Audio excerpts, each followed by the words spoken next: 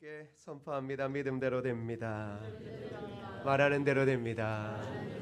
기도하는 대로 됩니다.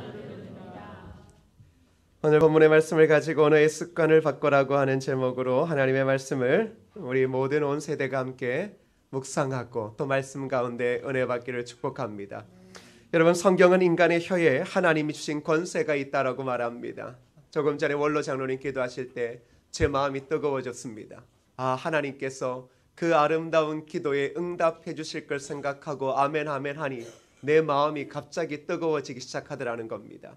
그러면서 이런 생각 들었습니다. 우리가 신년 첫 주에 이 첫 단추를 정말로 잘 깨고 있구나. 여러분, 기도 들으실 때 여러분은 뜨거워졌습니까? 안 뜨거워졌습니까? 대답을 해보세요. 여러분, 말이라고 하는 것은 영향력이 있습니다. 그래서 하나님 앞에 믿음으로 고백할 때 그것을 듣는 심령마다 하나님께서 그 마음에 뜨거운 불을 붙여주심을 여러분 믿으시기를 축복합니다. 그래서 여러분, 오늘 원로 장로님이 기도하신 대로 이루어지는 그 아름다운 역사가 저와 여러분, 우리 교회와 이민족 가운데 있기를 축복합니다. 우리 교단에 조연삼 목사님이라고 하는 유명한 분이 계십니다. 신학교 때도 우리 모든 신학생들이 그렇지, 목회는 조연삼 목사님처럼 해야 되는 거야. 왜냐 그러면 그 목사님의 개척 스토리가 참 기가 막혔던 이야기 때문입니다. 목사님이 개척을 하고 그 이름을 광염교회라고 지었습니다. 광염이라는 것은 성경에 나타나듯 세상의 빛과 소금이다라고 하는 말씀에 딱 착안하여서 빛광자 소금 염자라고 해서 광염교회를 딱 이름을 만들고, 그리고 교회 개척을 상가 3층에서 월세를 내며 시작했습니다. 목사님이 개척을 딱 시작하니 여러 사람들이 그래도 안부차 찾아오기도 하고 교회에 등록하려고 사람들이 찾아오려고 하지 않겠습니까? 그런데 사람들에게 그 교회에 세를 얻은 3층 건물 교회를 소개하기가 여간 어려운 게 아닙니다. 저와 여러분이 다니고 있는 이 성은교회도 그래도 참 감사한 게 사거리에 있는 게 감사합니다. 할렐루야. 여러분, 어디 이 안에 어디 찌부러져 있으면 죄송합니다. 찌부러져 있다, 찌그러져 있으면입니다. 그래도 완전 사거리는 아니지만 그래도 우리가 사거리에서 종탑이 있기 때문에 교회가 보이지 않습니까? 그나마 우리 교회는 말이라도 양남 사거리에 딱 보면 종탑 딱 하나 있다, 파출소 뒤에. 설명이 쉬운데 당시의 광염교회는 이게 참 설명하기가 어려웠습니다. 그리고 이 교회 간판을 가리는 게 하나 있었는데 뭐냐 그러면 거기에 1층에 큰 감자탕 식당이 있었습니다. 여러분, 뭐 그저 옛날 같은 경우에 1층에 식당이 있으면 간판이, 감자탕 간판 한번 보셨습니까? 대부분 다 벌겋고 노란 글씨로 감자탕 이렇게 쓰여 있습니다. 그게 워낙 크니까 이게 도무지 교회 간판이 보이지 않는 겁니다. 목사님도 설명하다가 지쳤는지 이렇게 말하더라는 겁니다. 감자탕 간판이 있으니까 감자탕 3층으로 올라와라고 이야기했습니다. 보십시오. 감자탕 간판이 도대체, 저 감자탕 주인도 제가 보기엔 믿음이 대단한 사람입니다. 엄청나게 큰 겁니다. 감자탕 찾아와라. 감자탕 간판 보고 찾아오면 그 감자탕 건물 3층에 교회가 있다라고 말했습니다. 그리고는 그때부터 이 교회는 이제 무사람들에게 감자탕 교회로 불려졌고, 이 목사님께서 개척을 해서 성도가 채 30명도 되지 않았을 때부터 이 10가지의 원대한 목표를 가졌습니다. 그 중에 3가지가 전도지 제일 많이 뿌리는 교회, 그리고 선교사 100명 파송하는 교회, 개척교회 100개를 세우는 교회, 그리고 7가지가 더 있었습니다. 그런데 한번 생각해 보십시오. 간판도 보이지 않고 성도 30명 밖에 되지 않고, 목사님 얼굴 보세요. 저 목사님 얼굴과 제 얼굴을 비교하면 여러분은 지금 대한민국에서 손꼽히는 인물을 가진 목사를 보고 있는 겁니다. 네, 감사합니다. 아멘 하면 볼 때마다 요즘에 현빈 보는 듯한 그러한 느낌이 올 겁니다. 그러니까 목사님께서 이제 이렇게 날마다 30명밖에 안 되는데 3층에서 그렇게 선포할 때 성도들이 아멘은 하지만 늘 이렇게 말합니다. 우리 목사님은 다 좋다고, 사람 착하고. 그런데 이 뻥이 심한 게 조금 문제라고. 왜냐 그러면 여러분 3층에 있고 교회 간판도 잘 안 보이는데 전도지를 어떻게 가장 많이 뿌리겠습니까? 그리고 지금 30명밖에 안 되는데 무슨 선교사를 100명을 파송하고 월세도 제대로 못 내는데 개척교회를 100개를 세운다. 이건 말이 안 되는 거라 생각했습니다. 그런데 왜 목사님께서 그렇게 이야기를 하며 선포하며 그렇게 하는가 원인을 봤더니 목사님께서 민수기 14장 28절 너희 말이 내 귀에 들린 대로 행하리라. 이 말씀을 가슴에 품고 개척할 때부터 그렇게 선포했던 겁니다. 나는 모르겠다. 여러분 믿음이라는 게 그런 것 같습니다. 말씀 하나 붙잡고 그 말씀 믿는 겁니다. 무엇을 보았습니까? 너희 말이 내 귀에 들린 대로 행하리라. 개척하는 목사님이 붙잡을 수 있는 건 사람도 아니고 돈도 아니고 세상도 아닙니다. 하나님의 말씀밖에 없었습니다. 그리고 그 말씀 붙잡고 보이지 않는 것을 보이는 것처럼 말하기 시작했습니다. 보이지 않는 겁니다. 어떻게 선교사를 100명을 보내고 개척교회를 100개를 세울까? 이건 보이지 않는 현실이었습니다. 그런데 내 귀에 들리는 대로 행하리라고 하는 그 말씀 부여잡고 보이지 않는 것을 보이는 것처럼 말하고 그것을 믿고 꿈꾸며 고백하며 달려왔더니 여러분 이 교회가 그 목사님께서 말한 대로 역사를 이루고 있더라는 겁니다. 제가 홈페이지에 들어가 봤어요. 그랬더니 개척교회 100개를 세우는 그 스토리들을 계속해서 올려놓은 겁니다. 우리가 잘 알고 있는 5만 번 이상 기도응답을 받은 조지 밀러를 알고 있습니다. 그는 청소년 시절 동네 불황자와 깡패였습니다. 아버지의 돈을 훔치고 거짓말을 일삼고 친구들과 어울려 유흥업소와 경찰서를 자기 집처럼 들락거리다가 교도소를 다녀왔습니다. 그런데 그의 생활이 완전히 바뀌게 된 계기가 하나 있는데 그건 다른 게 아니라 동네 자신이 다니던 교회의 목사님의 말 한마디 때문이었습니다. 목사님이 어느 날 그 밀러를 불러 말합니다. 밀러야, 나쁜 버릇은 단번에 고쳐지지 않는다. 그러나 하나님이 한 번 택한 사람은 절대로 버리지 않으신다. 나쁜 버릇이 있다고 버리지 않으신다. 그러므로 낙심하지 말고 용기를 가져라 라고 목사님께서 이야기해 주셨습니다. 그게 방황하고 있는 그 밀러의 마음밭에 탁 박혔던 것입니다.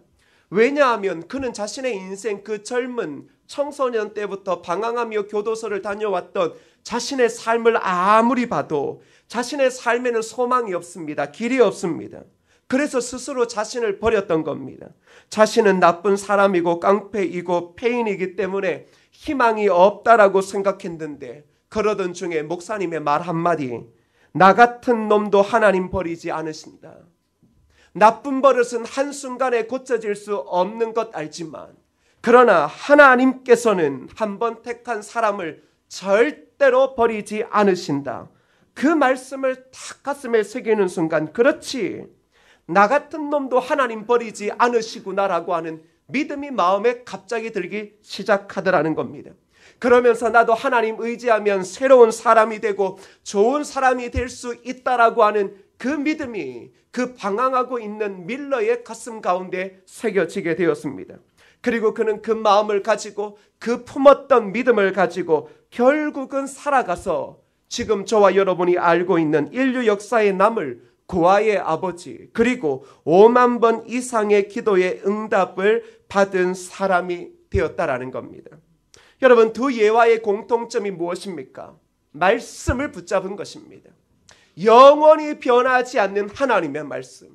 풀은 마르고 꽃은 시드나 하나님의 말씀은 변하지 않습니다. 그 말씀 붙잡고 나아갔더니 하나님께서 복을 허락해 주시더라는 겁니다. 오늘의 말씀이 그렇습니다. 말은 사람을 죽이기도 하고 살리기도 한다라는 겁니다. 말이라고 하는 것이 사람을 죽이기도 하고 살리기도 한다. 그러니 이것을 도구로 쓸지 아니면 열매로 삼을지를 우리에게 선택하라고 말하고 있습니다. 말은 영적인 권세가 있는 겁니다. 그래서 사람을 죽이기도 하고 살리기도 하다라고 하면 바로 이것은 우리가 인생을 살아갈 때 도구로 쓸 수도 있고 풍성한 열매를 맺는 축복으로 쓸 수도 있다라는 겁니다. 여러분 한번 생각해 보십시오. 멀쩡한 사람도 말 한마디를 통하여 그 사람을 폭력적으로 바꾸게 할 수도 있습니다. 그리고 소망과 희망을 잃은 사람들에게 있어서도 말 한마디를 통하여 그의 인생을 바꿀 수도 있다는 겁니다. 한국 사람들은 입버릇처럼 저도 그랬지만 힘들어 못 살겠다. 우리는 늘 언제나 못 살겠다 이 이야기 잘합니다. 우리는 뭐가 좀 안 되면 못 살겠다 힘들어 못 살겠다. 이것 때문에 못 살고 저것 때문에 못 살겠다. 이렇게 살 바에야 차라리 죽는 게 낫겠다. 우리는 이러한 고백들이 많습니다. 예수 믿는 사람들도 어느새 이 IMF 이후에 경제 위기가 오니까 교회와 성도들 가운데 어떠한 말이 자리 잡기 시작했습니까? 힘들다, 못 살겠다. 힘들고 어려운데 교회에서 시키고 봉사하는 일이 너무나 많다. 야, 나도 한번 쉬고 싶다. 나한테 아무것도 이야기하지 말라. 나는 이제부터 쉬겠다. 여러분, 이런 이야기들을 참 많이 합니다. 그러다가 목사가 이제 딱 해서 마음이 확 좀 그래가지고 왜 그런 소리 하고 다니냐 그러면 목사님 죄송해요. 그런데 제가 그런 말 할 수도 있지 않습니까? 그런데 여러분, 말이라고 하는 것, 인간의 혀에 하나님이 권세를 주셨다라는 겁니다. 우리가 무의식적으로 장난 삼아 푸념 삼아 내뱉은 말이 그대로 현실이 된다고 생각해 보십시오. 하나님이 이제 저 힘들어 못하겠습니다. 쉬겠습니다. 하나님께서 그래 영원히 쉬게 해줄까? 하나님이 우리를 영원히 쉬게 해주는 건 뭡니까? 천당 가게 하는 겁니다. 여러분, 지금 천당 가실 분 손 들어보세요.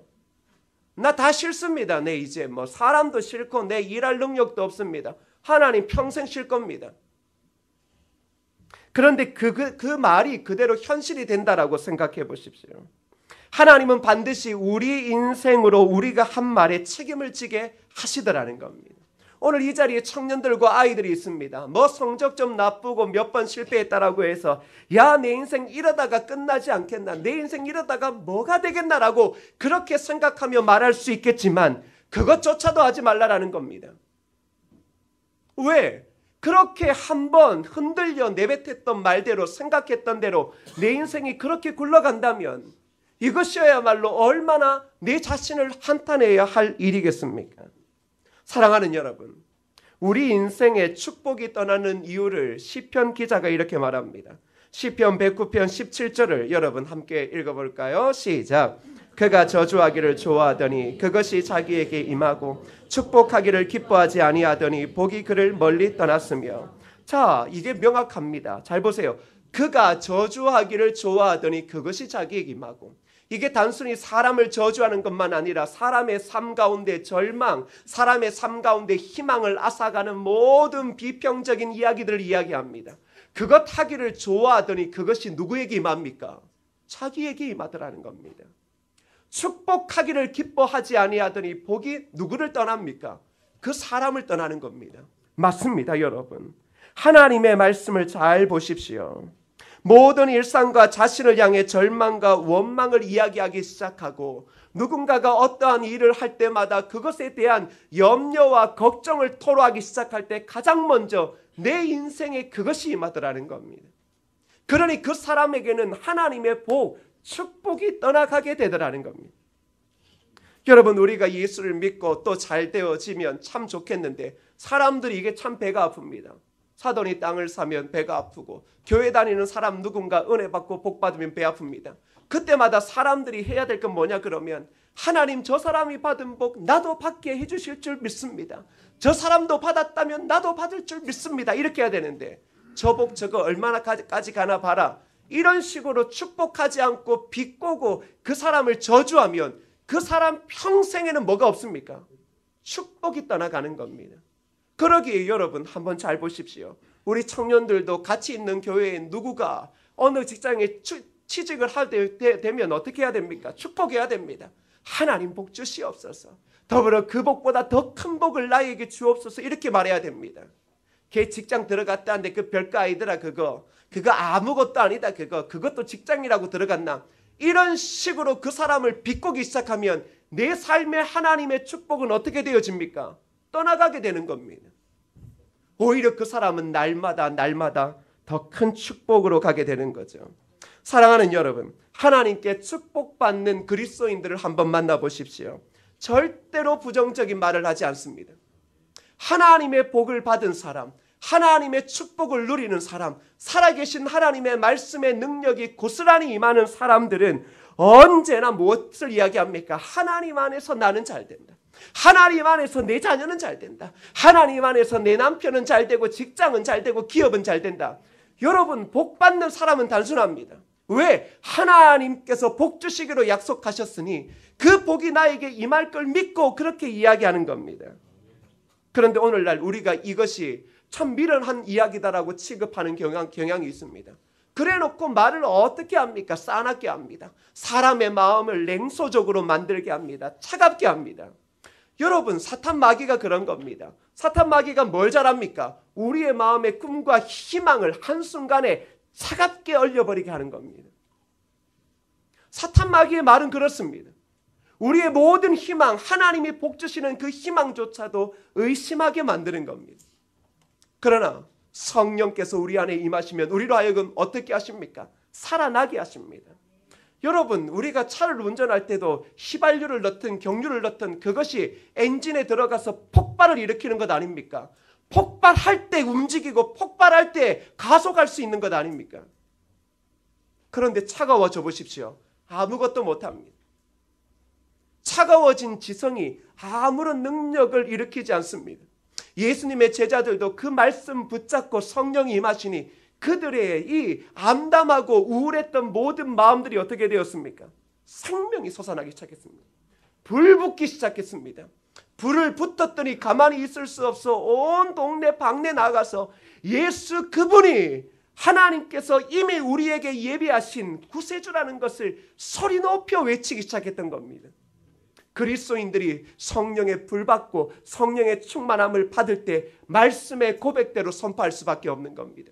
그런 하나님의 불이 임하는 사람들의 입술에서 어떻게 사람들의 꿈과 소망을 잃어버리는 이야기, 미래를 암담하게 하는 이야기를 할 수 있겠습니까? 그럴 수 없다라는 겁니다. 청년들이 똑똑합니다. 똑똑할 수 있지만 명확한 한 가지를 기억해야 됩니다. 내 삶은 암담해지는 것이 아니라 내 삶은 하나님이 복 주실 것이다. 할렐루야. 청년들만 할렐루야. 잊지 말라라는 겁니다. 하나님의 사람, 복받은 사람들, 여러분 우리 교회 장로님도 그렇습니다. 우리 교회도 복받은 사람 보십시오. 말씀 한 구절을 늘 언제나 읽습니다. 수십 구절을 읽지 않습니다. 이 한 구절 붙잡고 어제나 오늘이나 동일하신 하나님, 그 옛날에도 복 주시고 오늘도 복 주시는 하나님, 이 말씀대로 내 삶에 이루어질 줄 믿습니다. 여러분, 그렇게 말씀 붙잡고 그 말씀 속에서 기쁨을 얻는 사람들이 여러분 오래 살고 얼굴에 꽃이 피는 것이고 소망이 일어나는 겁니다. 여러분, 그래서 오늘 말씀 가운데 뭐라고 이야기합니까? 사람은 입에서 나오는 말을 통하여 마음이 만족해한다. 여러분, 우리의 마음이 평안함을 얻고 만족하고 이 안심을 얻을 때가 언제냐 그러면 우리의 말을 통해서입니다. 우리의 말이 하나님의 말씀에 근거하여 축복을 이야기를 하는 말로 바뀌어지기 시작할 때 우리의 마음은 늘 언제나 만족함이 있습니다. 왜? 말씀대로 이루시고 내 삶에 축복 주시는 그 하나님의 말씀을 믿기 때문입니다. 그러니 그것을 고백하는 자에게는 마음에 평안이 있는 겁니다. 그리고 뭐라고 이야기합니까? 좋은 말은 풍성한 수확 같은 만족을 준다라고 말합니다. 좋은 말, 믿음에 근거하여 축복하는 그 아름다운 말은 풍성한 수확 같은 만족을 우리의 영혼 가운데 주는 겁니다. 여러분, 우리의 영혼이 편해야 삶의 모든 것이 평안한 것 아닙니까? 근데 그것이 무엇을 통하여 나타납니까? 바로 그리스도인들의 입술의 고백을 통하여 우리의 삶에 있게 되더라는 겁니다. 그래서 여러분, 주는 그리스도시요 살아계신 하나님의 아들임을 믿는다라고 고백하는 저와 여러분에게는 바로 이 입술의 권세가 있다라는 것을 잊지 않아야 합니다. 그렇다면 이 안에를 시작할 때 우리가 성경의 그 주옥 같은 말씀을 다 못 외울 수 있어도 그래도 적어도 이렇게 고백해야 되지 않겠습니까? 요한 3서 2절을 한번 읽어보겠습니다. 시작. 사랑하는 자여, 내 영혼이 잘된 같이 내가 범사에 잘되고 강건하기를 내가 간구하노라. 아멘. 여러분, 여기에 자신의 이름을 넣고 한번 고백하십시오. 사랑하는 누구야? 내 영혼이 잘됨 같이 내가 범사에 잘되고 강건하기를 내가 구하노라. 자, 사랑하는 자여 할 때 그 자에 자기 이름 넣어서 다 같이 한번 큰 소리로 고백합니다. 시작. 사랑하는 병우가 내 영혼이 잘됨 같이 내가 범사에 잘되고 강건하기를 내가 간구하노라. 아멘. 여러분, 이 말씀 가운데 한번 잘 보십시오. 사랑하는 자여 내 영혼이 잘됨 같이. 가장 중요한 것은 우리의 영혼이 잘 되는 것입니다. 그리스도를 통하여 우리의 영혼은 자유함을 얻은 것 아닙니까? 우리의 영혼이 죄에서 자유함을 얻어 하나님의 축복 가운데 있는 것 아닙니까? 그렇다면 이 영혼이 날마다 잘 되는 사람은 범사에, 이 범사가 무엇입니까? 힘들고 어렵고 아프고 고난도 있고 즐거움이 있는 인생의 모든 것들을 이야기합니다. 인생의 모든 것에 무엇입니까? 잘 되어지고 강건하게 되어지는 축복이 임하더라는 겁니다. 사랑하는 여러분, 이왕 살아가고 예수 믿어 이 한 해를 시작할 때 적당히 복 받아야 되겠습니까? 아니면 예수는 믿는데 늘 언제나 아프고 늘 언제나 가난하고 늘 언제나 소망 없고 이러다가 죽지는 않을까? 이런 염려를 가지고 살아야 되겠습니까? 하나님의 말씀을 보십시오. 사랑하는 병우가 내 영혼이 잘 될 것이다. 여러분, 주님께서 우리의 삶에 좋은 것 주시는 분 아니십니까? 할렐루야. 내 삶에 좋은 것 주시는 분이 하나님께서 그렇지 내 영혼 잘 될 것이다. 잊지 마라. 세상 무너져도 내 영혼 잘 될 것이고 사망의 음침한 골짜기에 걸어갈 때 하지라도 범사에 잘 되어지는 일이 내 삶 가운데 있을 것이다. 여러분, 이것이 바로 그리스도인들이 이 땅에서 누리는 축복 아니겠습니까? 우리의 말은 결국 영적인 영역에 속하는 겁니다. 그래서 말을 함부로 하지 말자라는 겁니다. 너 그 말 꼰대가 없다 이게 아니라 네 그 말 듣고 싶은 게 아니라 우리의 말은 영적인 영역에 속합니다. 하나님의 백성들 한번 보십시오. 선지자들 보십시오. 주님이 와서 하셨던 고백들을 보십시오. 예수 그리스도의 종들이 그리스도의 이름으로 선포했던 모든 역사를 기억해 보십시오. 그건 인간의 말이 아니라 영적인 영역에 속해 있는 겁니다. 우리가 기도를 할 때도 무엇입니까? 영적인 영역에 속해 있으니 그것이 하나님께서 받으시고 우리의 삶에 복 주시는 것 아니겠습니까? 그래서 여러분, 말이 입에서 나오는 순간 생각이 굳어져 실체가 되어집니다. 여러분, 양자역학 원리를 아시겠지만 양자역학 원리가 이렇습니다. 입자들이 처음에는 위치와 속도를 확정하지 못하고 존재하다가 주체가 힘을 주는 순간 에너지와 위치가 결정되어지는 겁니다. 입자들이 여러 개 흩어져 있지만 이것이 어디로 가야 될지 어떤 속도를 가야 될지를 못하다가 그것을 하나로 뭉치는 주체가 힘을 딱 주는 순간 이게 에너지와 그리고 그가 가야 될 그 위치가 결정되더라는 겁니다. 자, 이처럼 말이라고 하는 것은 무엇이냐 그러면 가능성에 머물러 있는 어떤 것을 실체가 되게 하고 확정짓는 결정적인 요소가 되게 하더라는 겁니다. 여러분, 우리의 말은 늘 언제나 떠돕니다. 세상 그런 뻥이 어디냐, 그런 뻥. 그게 일어날 거라고 생각하냐. 이 시대에 그런 일들 안 일어나. 여러분, 우리의 말은 늘 언제나 그렇습니다. 가능성에 떠도는 말들이 참 많습니다. 그러나 우리가 말을 하기 시작하고 그것을 믿음으로 고백하기 시작하면 가능성에 머물러 있던 것들이 실체가 되어 우리의 삶에 나타나더라는 겁니다. 하나님이 만드신 온 우주의 원리도 이와 같지 않습니까? 그렇다면 우리에게 영적인 영역에 속해진 믿음의 혀, 믿음의 권세를 우리의 입술과 언어에 주셨다면 여러분은 무엇을 고백하시겠습니까? 당연히 우리의 언어 습관을 그냥 툭툭 내뱉는 그 모든 부정적이고 불편한 이야기들을 이제 단속해야 되지 않겠습니까? 왜? 그 말대로 하나님이 시행하시면 그것보다 불행한 일이 어디에 있겠습니까? 아주 옛날 어느 권사님이 갑상선암이 걸렸습니다. 수술하지 못하고 다 죽게 되었습니다. 목소리는 나오지 않았습니다. 그래서 목사님에게 찾아가서 목사님, 자신을 위해 병고침 달라고 안수 기도를 해달라고 그랬습니다. 그때 목사님이 기도하시기 전에 이렇게 말합니다. 손에 잡히는 것 아무것도 없고 보이는 것 아무것도 없어도 말씀 위에 굳게 서십시오. 그리고 내가 기도해 줄 때 예수님께서 나의 병을 치료하시고 낫게 해주셨음을 믿고 그리고 나는 나을 사람이라고 주장하고 나았습니다라고 꼭 말씀하셔야 됩니다라고 했습니다. 그리고 기도를 딱 해줬더니 권사님이 뭐라고 이야기하는 줄 아십니까?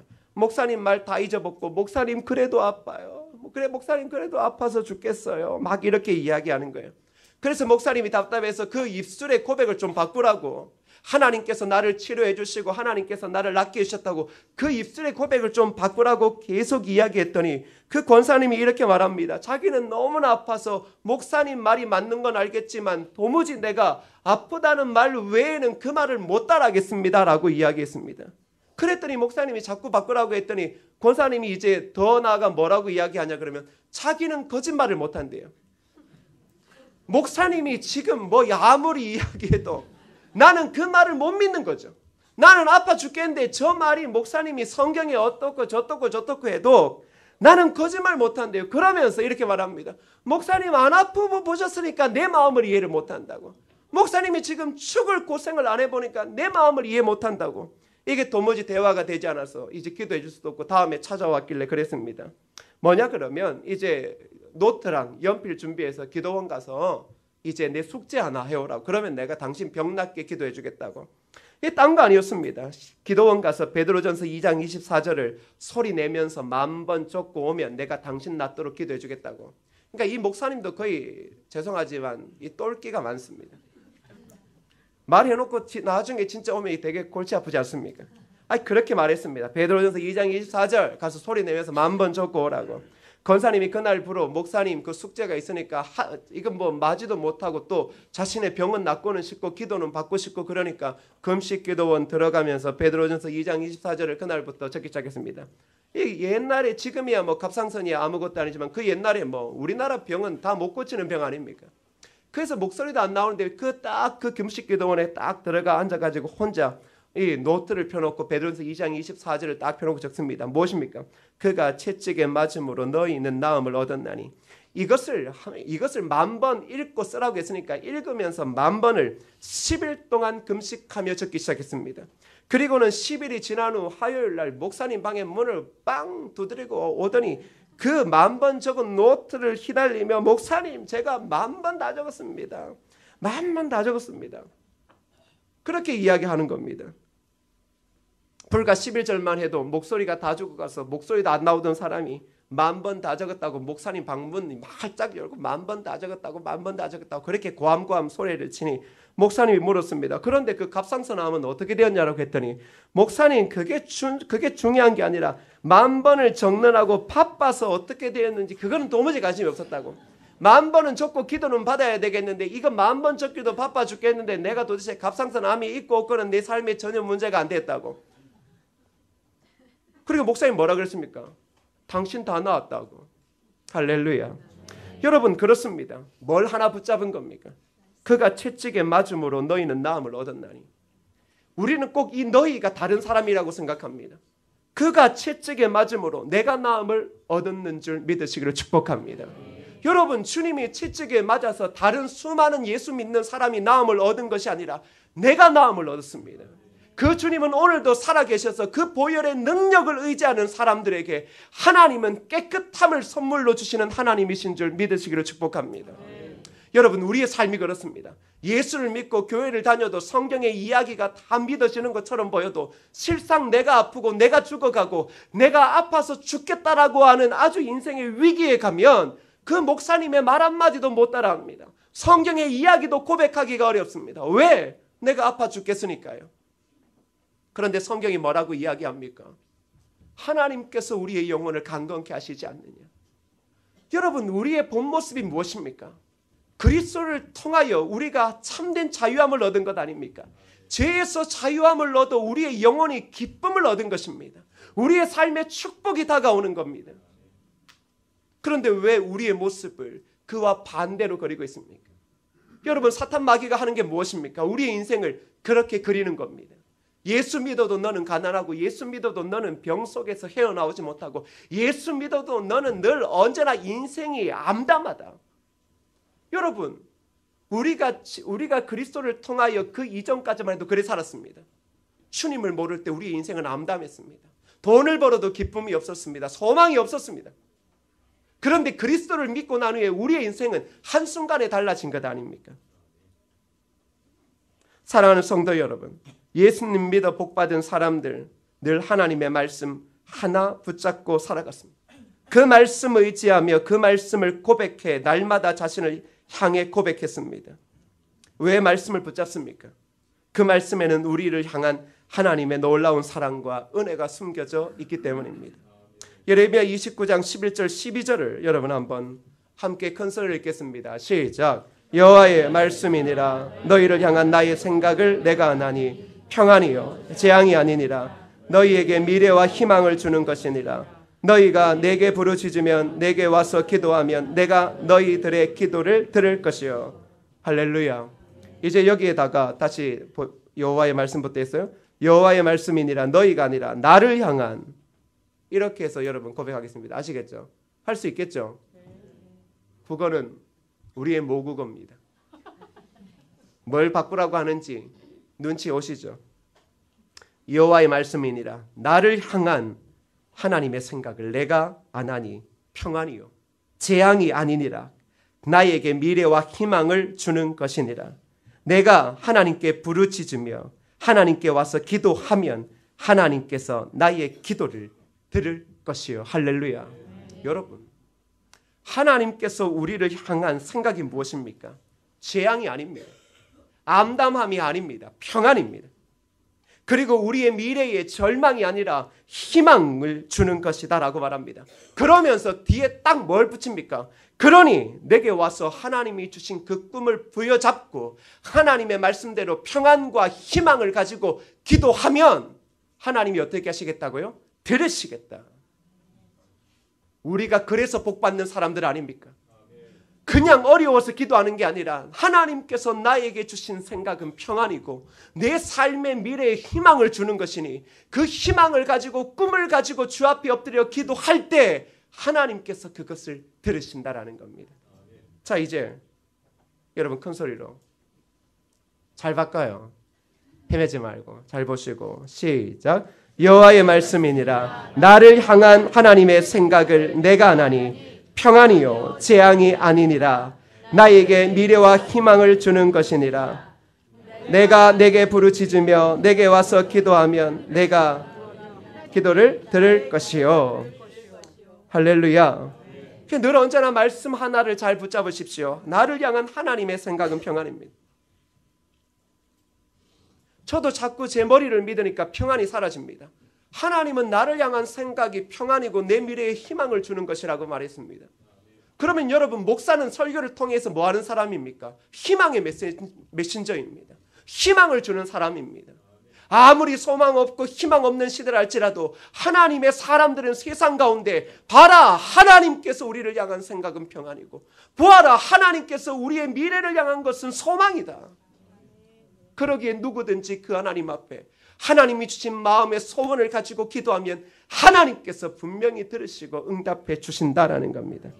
사랑하는 성도 여러분, 그러기에 성경에서 뭐라고 말합니까? 두려워하지 말라, 놀라지 말라, 내가 너와 함께 함이라고 말합니다. 여호수아를 세상 가운데 세울 때도 하나님이 뭐라고 말씀하십니까? 두려워 말라, 놀라지 말라.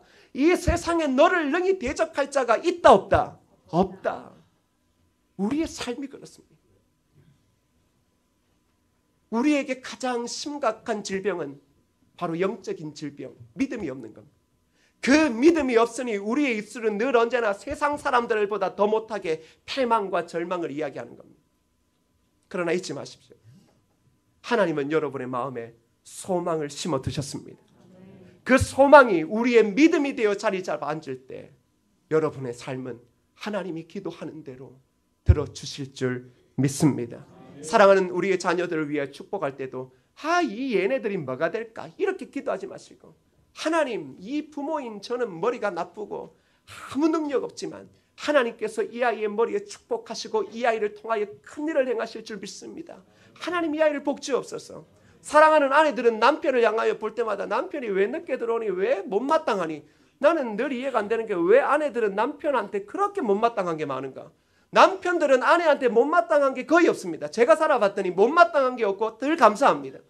그런데 아내들은 집에서 남편만 들어오면 이 소파에 누워있는 것도 못마땅하고 TV 보는 것도 못마땅하고 애랑 안 놀아주는 것도 못마땅하고 왜 못마땅한 게 그렇게 많은지, 왜 갑자기 목사님이 자신의 신앙을 고백하는지 모르겠지만 남편들은 아내 말 한마디에 기가 살고 기가 죽는 사람입니다. 세상에 남자보다 단순한 사람이 어디 있습니까? 그 남자를 향하여 사랑하는 여보, 하나님께서 당신을 향한 생각은 평안이고 당신의 삶에 희망을 주시는 것이니 걱정하지 말라고. 하나님이 당신을 절대 죽이시지 않는다고. 나는 지금부터 당신을 통하여 하나님이 일하실 위대한 역사를 바라보고 있다고. 여러분, 그렇게 아내들이 칭찬해 주십시오. 뭐가 자꾸 못마땅한지, 집에만 들어오면 막 눈을기고 막 밥도 네가 차려 먹든지 말든지 이런 식으로 남편을 대하지 말고. 사랑하는 아내들은 어떻게 기도해야 되겠습니까? 여보, 당신이 기도하는 대로 내 삶에 이루어질 줄 저는 믿습니다. 당신은 나에게 하나님이 주신 최고의 보배입니다. 당신의 기도가 나를 살리고 당신의 기도가 내 직장과 기업을 살리고 자녀를 살림을 믿습니다. 당신은 기도의 사람입니다. 당신은 조지 물러보다 더 위대한 5만 벌이 아니라 나 같은 소망 없는 사람과 결혼해서 나를 하나님의 위대한 인물과 같은 사람으로 만드는 그러한 위대한 나에게 보석 같은 사람입니다. 저는 지금 아내한테 다 이야기했어요. 남편들은 집에 가서 이야기. 청년들도 그렇습니다. 우리 교회가 이렇게 보이고 너네도 진짜 좀 큰 교회 가서 마음껏 찬양도 이것보다 훨씬 더 하고 싶지만 근데 기억하세요. 여러분, 아무것도 없는 것을 개척하여 여호수아처럼 하나님의 승리를 맛보는 것, 그게 여러분에게 주어진 축복입니다. 청년들이 뭘 좀 어렵고 힘들고 아니에요. 이 정도 우리가 땅바닥에 떨어졌으면 하나님께서 이제 이곳에서 새로운 사람을 세우시고 새 일을 행하실 거예요. 하나님, 그 중심에 내가 있게 하여 주옵소서.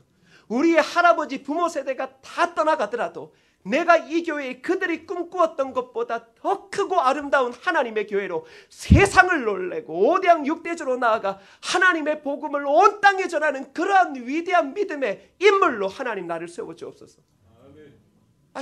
청년들 할렐루야. 기도할 때도 어디 적당하게 취직해서 적당하게 교회 다니다가 적당한 놈 만나고 적당한 여자 만나가 결혼하고 적당한 애 낳고 이런 생각 살까 하지 말고 하나님께서 너희들을 향한 꿈은 아주 원대합니다. 세상의 기준과 다르니까 선포를 하셔야죠. 여러분도 저를 위해 기도하실 때 하나님, 우리 목사님이 어려움에 처하지 않는 그런 기도가 아니라 하나님, 우리 목사님 이 시대에 그 가난하고 시골에서 아무 소망 없는 집에서 저희 아버지가 고등학교 1학년 돌아가시지 않았습니까?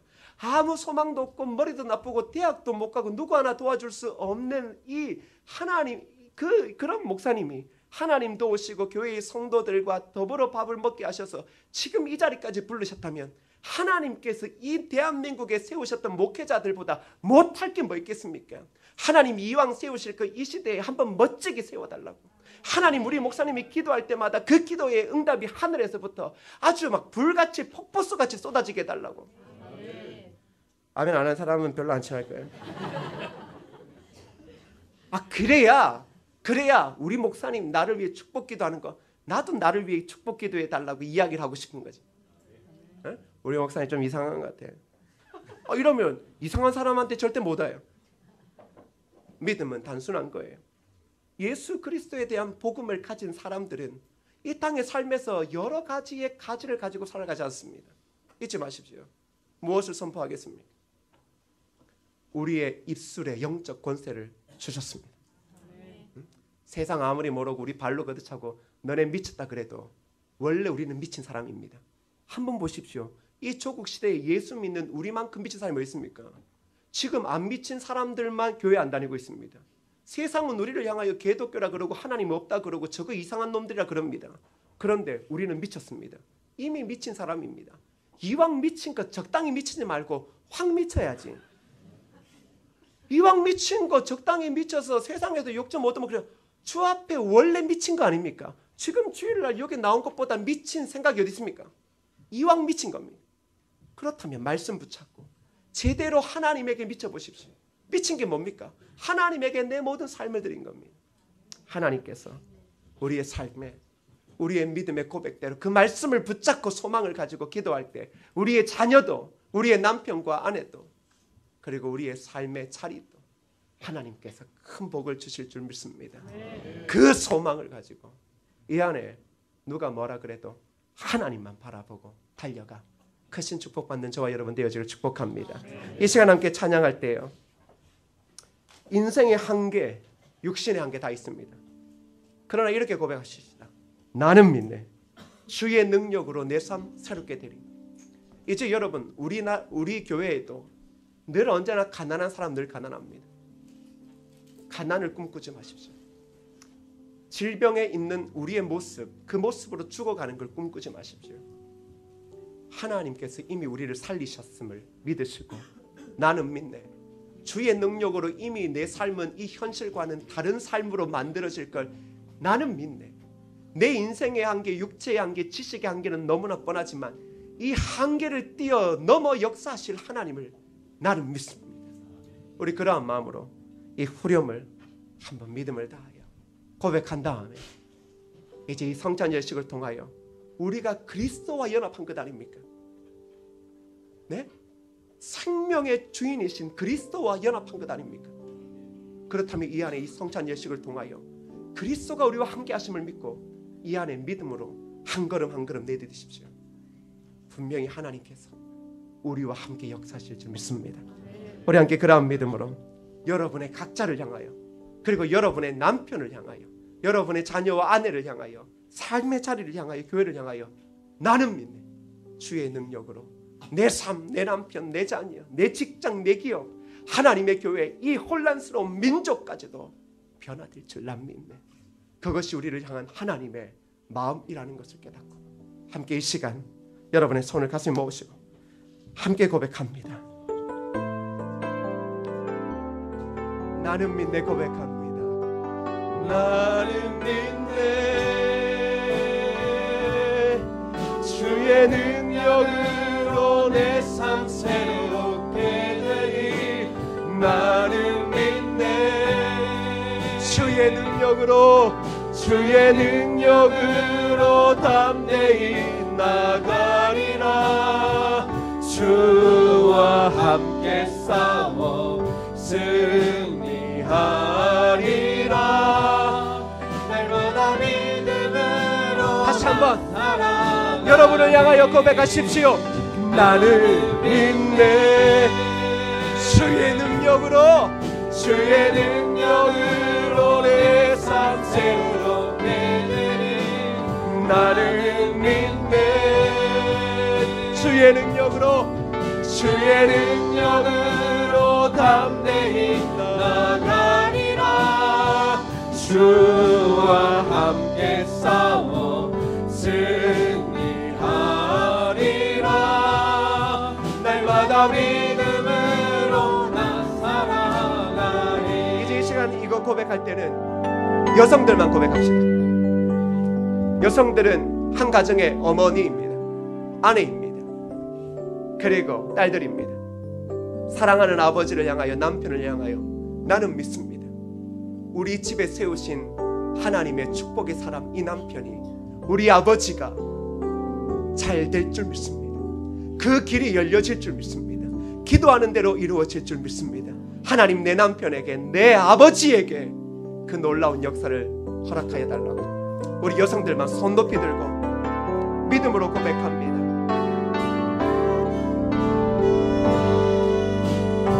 주의 능력으로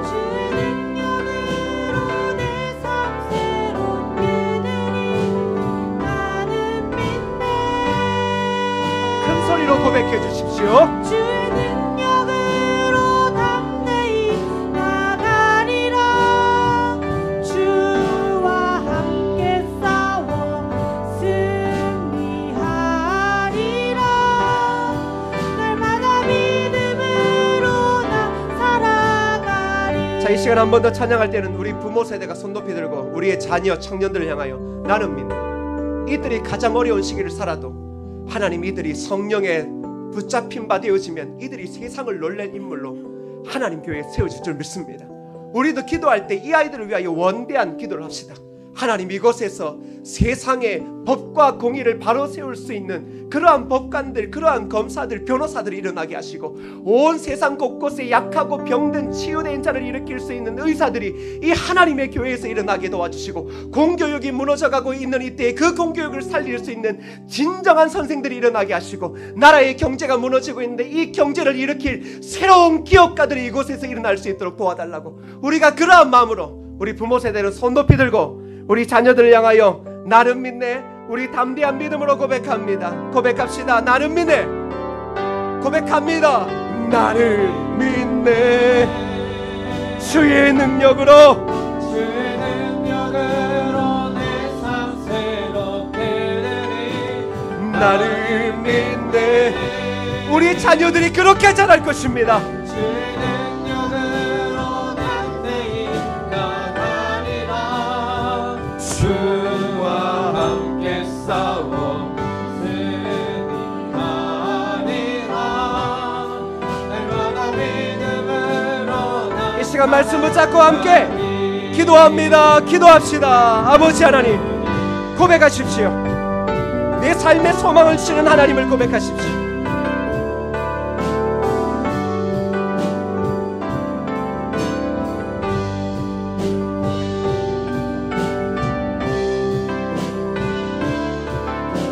내 삶은 하나님을 통하여 잘 될 것이라 고백하십시오. 내 자녀는 하나님을 통하여 복받을 것이라 선포하십시오. 이제 내 인생의 절망은 물러갈 것이라고 선포하십시오. 하나님이 내 남편을 믿음의 사람으로 들어쓰실 것을 믿고 선포하십시오. 하나님이 우리의 자녀들을 일으키시고 이들을 통하여 무너진 이 땅의 모든 것을 새롭게 하실 걸 기대하며 기도하십시오. 우리는 이렇게 죽지 않습니다. 우리는 이렇게 절망하며 살지 않습니다. 너희를 향한 하나님의 생각은 평안이요 미래의 소망이라 하셨습니다.